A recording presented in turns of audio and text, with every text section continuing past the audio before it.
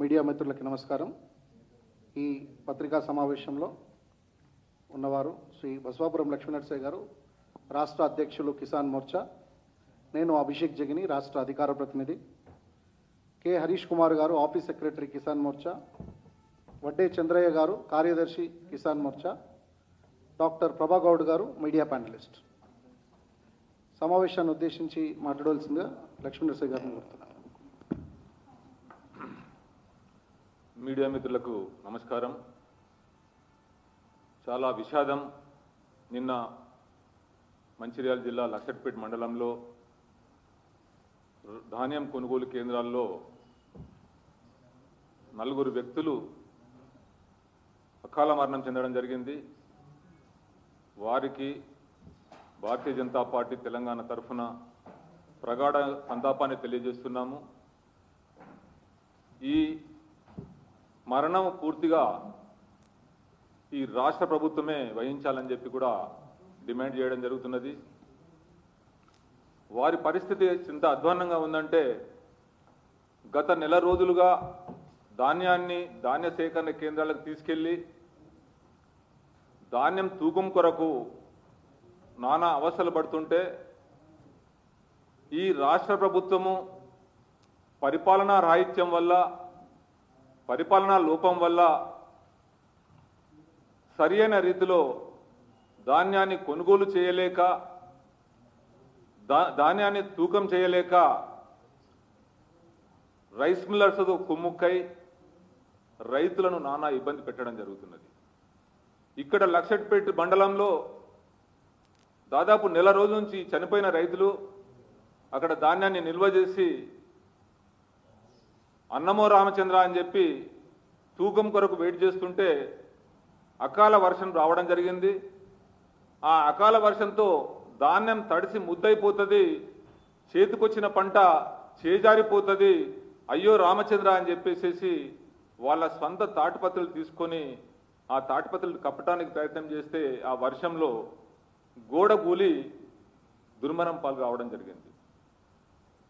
ఒక కేంద్రంలో 2, ఇంకొక కేంద్రంలో 2, ఈ విధంగా తండ్రి కొడుకులు ఒక కేంద్రంలో చనిపోవడం జరిగింది. ఇది చాలా దుర్మార్గమైన రాష్ట్ర ప్రభుత్వ చర్యగా మేము చెప్పడం జరుగుతున్నది.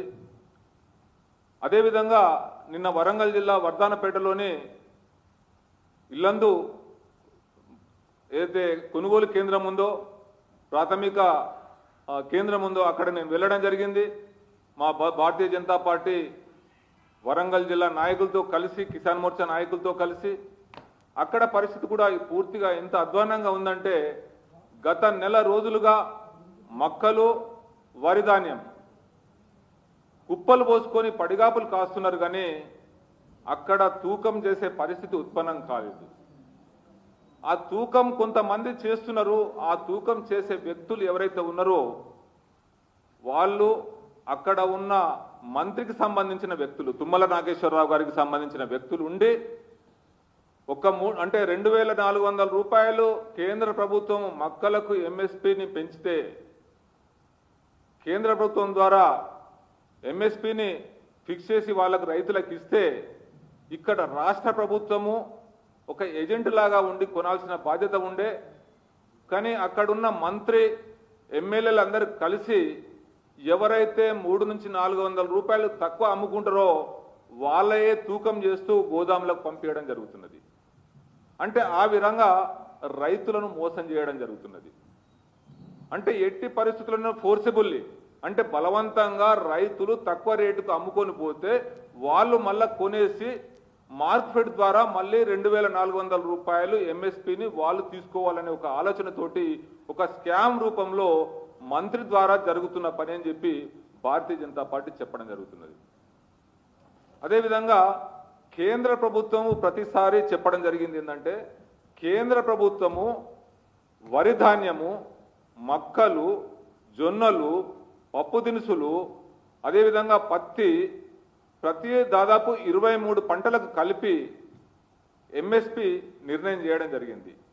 మినిమం సపోర్ట్ ప్రైస్ అంటే రైతులకు ఏ విధంగా కానీ ప్రయోజనం చేకూర్చాలనే ఆలోచనతోటి ఈ మినిమం సపోర్ట్ ప్రైస్ని కేంద్ర ప్రభుత్వం నిర్ణయిస్తుంది.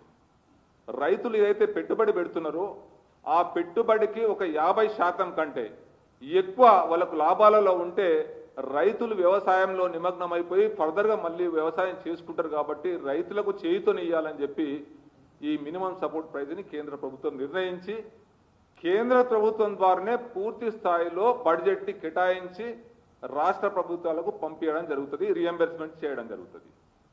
ఇక్కడ రాష్ట్ర ప్రభుత్వ పని ఏంటంటే రైతుల దగ్గర నుంచి ధాన్య సేకరణ చేసి ఐకేపీ సెంటర్ కానీ పిఐసి సెంటర్ ధాన్యాన్ని మన వాళ్ళు తీసుకొని రైస్ మిల్లర్ ద్వారా ఎఫ్సిఐకి పంపించాల్సిన బాధ్యత ఈ రాష్ట్ర ప్రభుత్వం మీద ఉన్నది.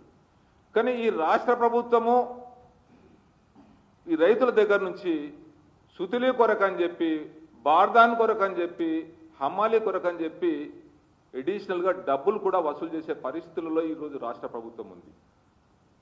అంటే నెల రోజులుగా వాళ్ళు తూకం చెయ్యరు, చేసిన తూకానికి మళ్ళీ తరుగు పేరు మీద ఈ ఐకేపీ సెంటర్లలో, పిఎస్సి సెంటర్లలో, ధాన్య సేకరణ సెంటర్లలో తూకం చేస్తూ ఒక కాంటకి 2 కిలోలు తరుగు తీయడం జరుగుతున్నది. ఆ 2 కిలోలు తరుగు తీసిన తర్వాత మళ్ళీ రైస్ మిల్లర్ దగ్గరికి పోతే ఆ లోడ్ అయిన తర్వాత రైస్ మిల్లర్ ఒక 2 కిలోల తరుగు తీయడం జరుగుతున్నది.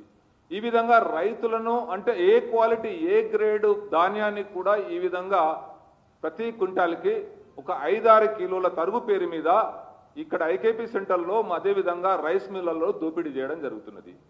దీనికి ప్రభుత్వము కళ్ళుండి కూడా కళ్ళు లేని కబోదిలాగా ప్రవర్తించడం జరుగుతున్నది. సివిల్ సప్లై మినిస్టర్ కానీ అగ్రికల్చర్ మినిస్టర్ కానీ ఈ ప్రభుత్వాన్ని నడిపే రేవంత్ రెడ్డి గారు కానీ మన రైతులకు ఏ విధంగా ప్రయోజనం చేయాలనే ఆలోచన వాళ్లకు ఒక 1% కూడా లేదు.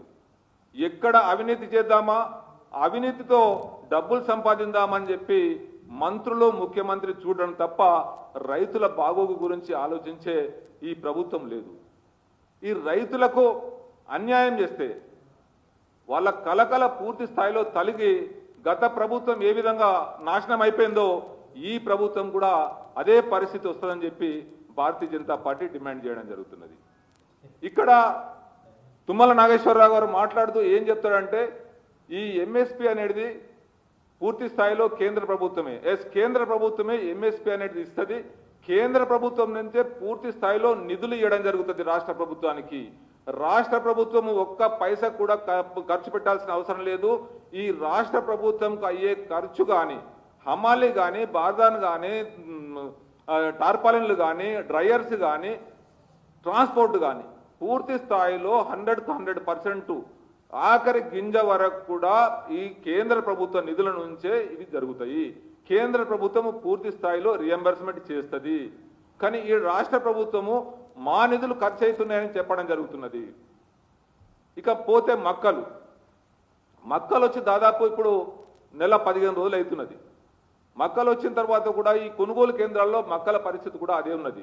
మక్కలు ఏంటంటే మార్కెట్ ద్వారా కేంద్ర ప్రభుత్వ నిధులు ఎంఎస్పి ఫిక్స్ చేసింది. ఎంఎస్పి ఏదైతే నిర్ణయం చేసిందో కేంద్ర ప్రభుత్వము 2,400 రూపాయలు, ఆ 2,400 రూపాయలు రైతుకి ఇచ్చేసేసి మక్కలు తీసుకోవాల్సిన బాధ్యత, మక్కలు సేకరణ చేయాల్సిన బాధ్యత ఈ రాష్ట్ర ప్రభుత్వం మీద ఉన్నది మార్కెట్ ద్వారా. ఈ రాష్ట్ర ప్రభుత్వం ఏం చేస్తుందంటే వాళ్లకు ఒక దళారీలను పెట్టుకొని ఆ దళారీల ద్వారా తక్కువ రేటుకు మార్కెట్లో తీసుకొని రైతుల దగ్గర నుంచి తూకం చేయకుండా ధాన్య సేకరణ కానీ ఈ మక్కలు కానీ సేకరణ చేయకుండా వాళ్ళు ప్రైవేటు మిల్లర్ల ద్వారా ప్రైవేట్ ఏజెంట్ల ద్వారా ఈ మక్కలు కొనేసేసి మళ్ళీ వాళ్ళే మార్కెట్కు 2400 చొప్పున అమ్మే ప్రయత్నము ఈ ప్రభుత్వం యొక్క అధికారులు అదేవిధంగా మంత్రి కలిసి చేస్తున్న నాటకం. ఈ కేంద్ర ప్రభుత్వం మీద నిందలు మోపడం తప్ప ఈ మంత్రికి ఇంకొకటి లేదు. ఎప్పుడైనా కానీ భారతీయ జనతా పార్టీ యొక్క కేంద్ర ప్రభుత్వం ఏదైతే ఉందో గౌరవ ప్రధానమంత్రి నరేంద్ర మోదీ గారు రైతుల సంక్షేమం కొరకే పాటుపడే వ్యక్తి. ఈరోజు కేంద్ర ప్రభుత్వం ద్వారానే పూర్తి స్థాయిలో నిధులు ఇవ్వడం జరుగుతున్నది. ఆ నిధులు పూర్తి స్థాయిలో ఖర్చు చేయకుండా ఆ నిధులను పక్కదారి పట్టిస్తూ నిన్ననో మొన్ననో వాళ్ళు ఏం చేసిండ్రు, ఒక మన సబ్ కమిటీ వేసేసి బ్యాంక్ గ్యారంటీ ద్వారా మక్కల్ని కొంటామని చెప్పి మక్కలు ఎప్పుడైతే నెల రోజుల కింద పంట వచ్చిన తర్వాత ఈ రైతు కేంద్రాలు ఏదైతే కొనుగోలు కేంద్రాలకు వచ్చిన తర్వాత దాని మీద ఆలోచన ఎప్పుడో 2 నెలల కింద చేయాల్సిన పని నిన్న చేసి మేము కొంటున్నాము, మేము డబ్బు ఖర్చు పెడుతున్నాము రాష్ట్ర ప్రభుత్వం అని చెప్తున్నది. అది పూర్తిగా అబద్ధపు మాట. రాష్ట్ర ప్రభుత్వం ఎక్కడ కూడా ధాన్య సేకరణ కొరకు రూపాయి ఖర్చు చేయడం లేదు. పూర్తి స్థాయిలో కేంద్ర ప్రభుత్వ నిధుల ద్వారానే జరుగుతుంది. కేంద్ర ప్రభుత్వ నిధులు పూర్తి స్థాయిలో ఈ 23 పంటలకు ముఖ్యంగా ధాన్యానికి, మక్కలకు, జొన్నలకు, పప్పు దినుసులకు, పత్తికి ప్రతి ఒక్క దానికి కూడా కేంద్ర ప్రభుత్వ నిధుల ద్వారానే ఇక్కడ కొనుగోలు జరుగుతవి. ఇక్కడ రాష్ట్ర ప్రభుత్వం ఒక ఏజెంట్ లాగా ప్రవర్తించి కొనుగోలు చేసి రైతులకు వాళ్ళ దగ్గర నుంచి తీసుకుని రైతులకు డబ్బు ఇవ్వాల్సిన బాధ్యత ఒక ఏజెంట్ లాగా వ్యవహరించాలి. ఇక్కడ పరిపాలన రాహిత్యం వల్ల వాళ్లకు అడ్మినిస్ట్రేషన్ లోపం వల్ల ఆఫీసర్లు సరిగా పనిచేయక లేదా ఈ లంచాలకు మరిగి అదేవిధంగా ఈ రైస్ మిల్లర్లకు తోని కుమ్ముక్కైపోయి రైస్ మిల్లర్లు అదేవిధంగా ఈ కొనుగోలు కేంద్రాలలో తరుగు పేరుతో పెద్ద మొత్తంలో లూటీ చేస్తూ రైతులను ఈరోజు మోసం చేయడం జరుగుతున్నది. రైతులకు పూర్తిగా భారతీయ జనతా పార్టీ అండగా ఉంటున్నది.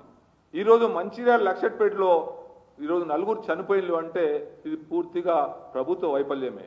అక్కడనే కాదు, నార్కట్పల్లిలో ఒక రైతు అక్కడ హార్ట్ అటాక్ వచ్చి చనిపోయిండు. ఎక్కడ ఏ కొనుగోలు కేంద్రాలు చూసినా కానీ అక్కడ తాగటానికి నీళ్ళ ఫెసిలిటీ కానీ, పడుకోవటానికి షెల్టర్ కానీ, షెడ్ కానీ, అదేవిధంగా తినటానికి అక్కడ ఏదైనా క్యాంటీన్ కానీ ఏమీ లేవు. అదేవిధంగా ధాన్యం వర్షం పడితే ధాన్యం పూర్తిగా వర్షంలో తడిసిపోయి వడగన్న వాళ్ళకు పరిస్థితి ఖరాబ్ అయ్యే పరిస్థితి ఉంటుంది, చెడిపోయే పరిస్థితి ఉంటుంది. వాళ్ళకు టార్పాలిన్లు ఇవ్వాల్సిన బాధ్యత రాష్ట్ర ప్రభుత్వంది. కానీ రాష్ట్ర ప్రభుత్వం టార్పాలిన్లు ఇవ్వట్లేదు. అదేవిధంగా ఈ టార్పాలిన్లు రైతులు తెచ్చుకోవడం జరుగుతున్నది, సుతిలీ వాళ్ళే తెచ్చుకోవడం జరుగుతున్నది, బార్దాన్ వాళ్ళే తెచ్చుకోవడం జరుగుతున్నది. హమాలీలకు ఇవ్వాల్సిన పైసలు కూడా ఈ రైతులే పెట్టుకోవాల్సిన పరిస్థితి ఉత్పన్నమైందంటే ఈ రాష్ట్ర ప్రభుత్వం ఎంత దారుణంగా రైతులను వేధిస్తుందో మనం చూడొచ్చు. ముఖ్యంగా ఈ రాష్ట్ర ప్రభుత్వం అధికారంలో రాకముందు వరంగల్ డిక్లరేషన్ పేరుతోటి ఫసల్ బీమా యోజన చేస్తామని చెప్పడం జరిగింది. అదేవిధంగా రైతు భరోసా, ఇందిరమ్మ భరోసా అని చెప్పి రైతు భరోసా ఇస్తామని చెప్పడం జరిగింది. రైతు కూలీలకు 15,000 రూపాయలు చొప్పున ఎకరానికి ఇస్తామని చెప్పడం జరిగింది. అదేవిధంగా రైతులకు రుణమాఫీ ఇస్తామని చెప్పడం జరిగింది. అదేవిధంగా 500 రూపాయలు క్వింటాల్కి బోనస్ కింద కూడా ఇస్తామని చెప్పి పూర్తి స్థాయిలో వరంగల్లో ఏదైతే డిక్లరేషన్ చేసిందో ఆ వరంగల్ డిక్లరేషన్ని పూర్తిగా తుంగలో తొక్కి ఈరోజు రైతులను మోసం చేయడం జరుగుతున్నది. మేనిఫెస్టోలో పెట్టడం జరిగింది. అంటే కేంద్ర ప్రభుత్వం ఇచ్చే మినిమం సపోర్ట్ ప్రైస్ కాకుండా ఇక్కడ రాష్ట్ర ప్రభుత్వం కూడా కొద్దిగా అడిషనల్గా కూడా ఇచ్చేసి మినిమం సపోర్ట్ ప్రైజ్ని పెంచి చేస్తామని చెప్పి వాళ్ళ మేనిఫెస్టోలో పెట్టిండ్రు.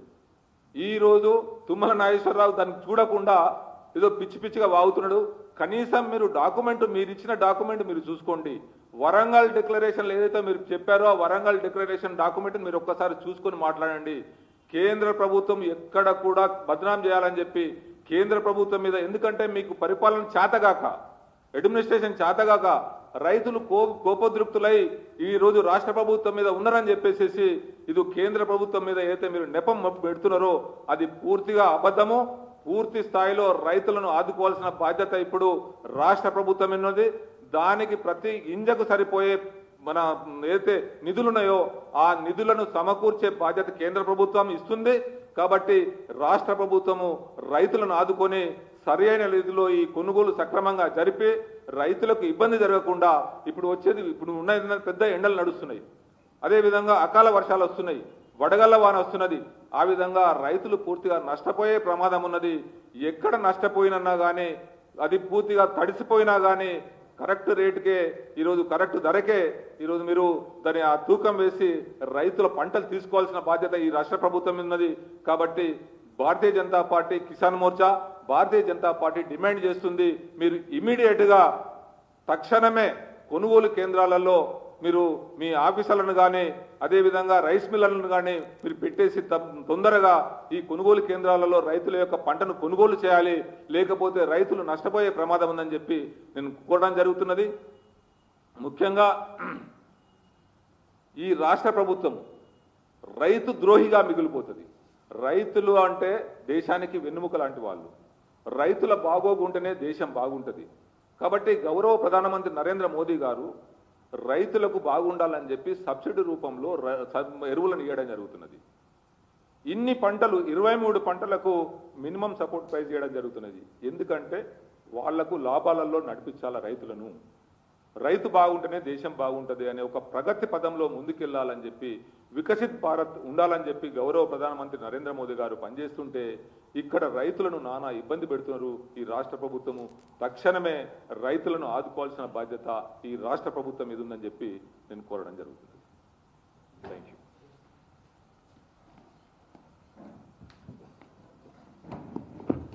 ఇంతటితో ఈ ప్రెస్ మీట్ ముగుస్తుంది.